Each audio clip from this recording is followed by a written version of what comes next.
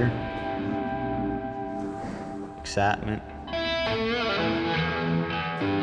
That's probably the two biggest words. There's no doubt in my mind, and I don't think anybody else's, that this is the most extreme sport in the world. Crazy nonetheless, too, probably in some books.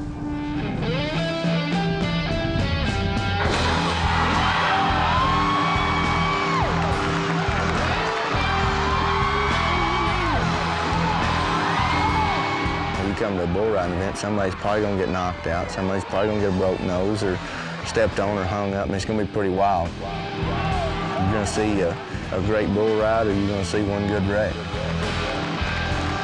So you come to a bull ride and you can't lose.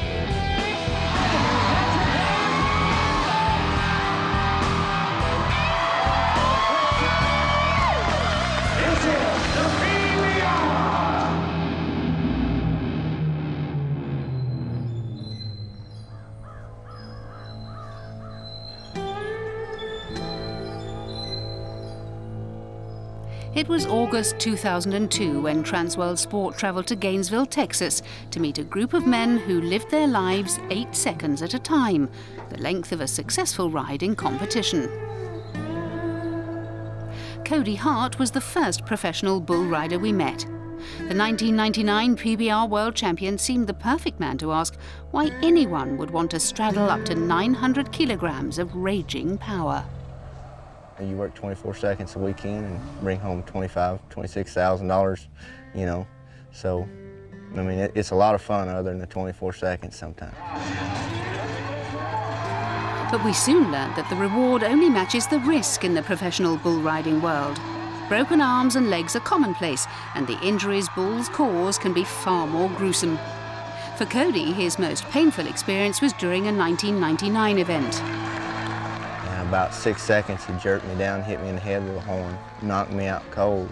When I landed, it just pushed both my shoulders, points of my shoulders together, and it broke my collarbone, my sternum, and I had 16 stitches over my eye.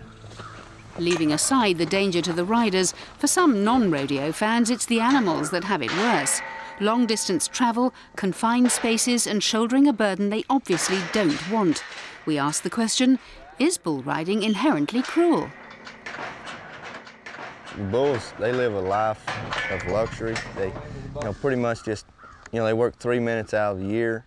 They get treated better than most time the owners' kids do, and if we wasn't bucking them and taking care of them the way we do, they would more than likely, be in a slaughterhouse somewhere, and go to a hamburger joint somewhere down the road, or, but now when their career's done after 8 to 10 years, he'll get to live his life out, on the ranch in grass. And now he's in his office. Of course, tomorrow there'll be somebody on his back trying to ride him.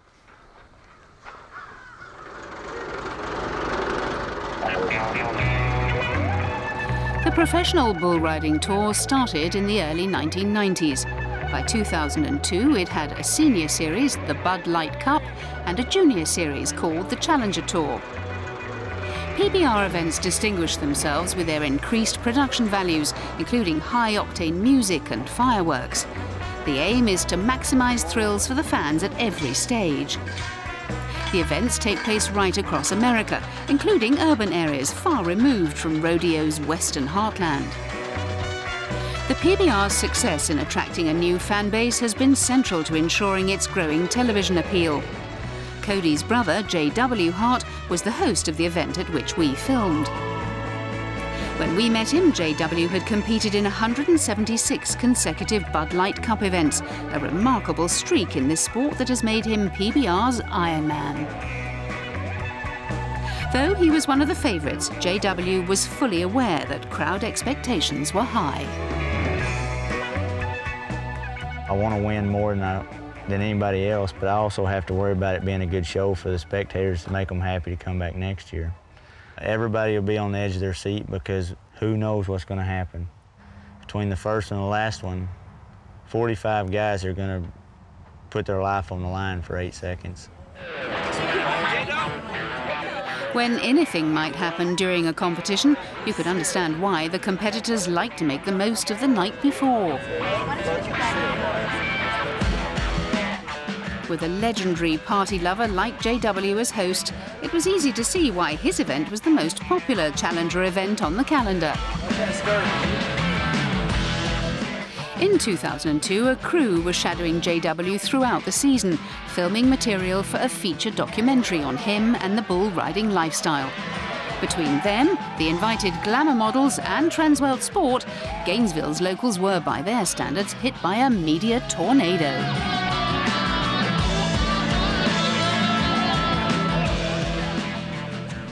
Competition day dawned, and while the riders recovered, we met up with a real authority on the sport.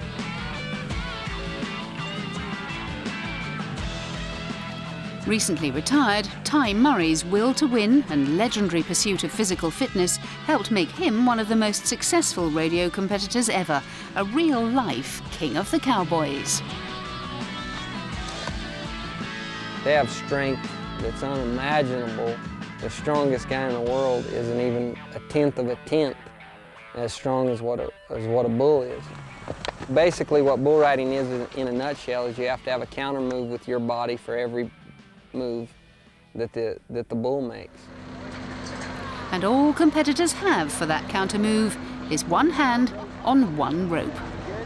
PBR events are divided into two phases. First, all 45 riders will attempt to ride the bull that has been assigned to them in the opening long go.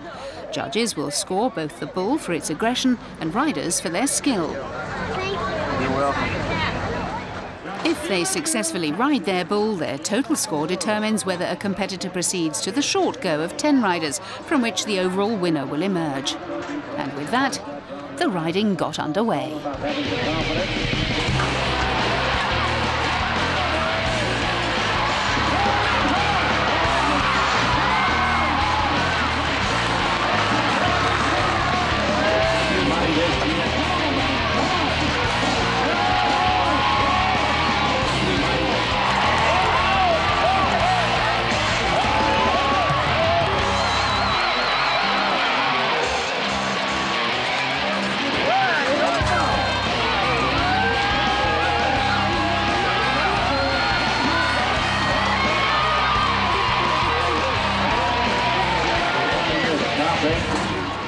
Among the unsuccessful that night was Cody Hart, whose hopes were shot down by a bull called Single Barrel.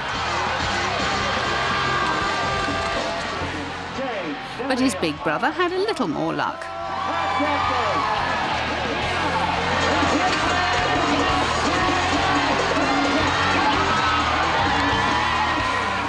JW progressed to the short round.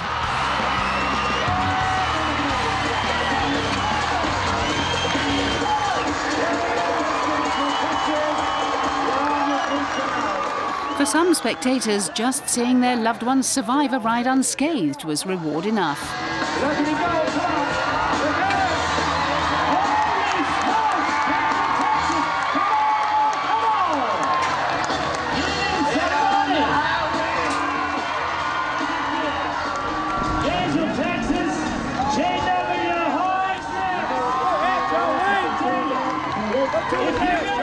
On this occasion, as expected, JW Hart finished in first place.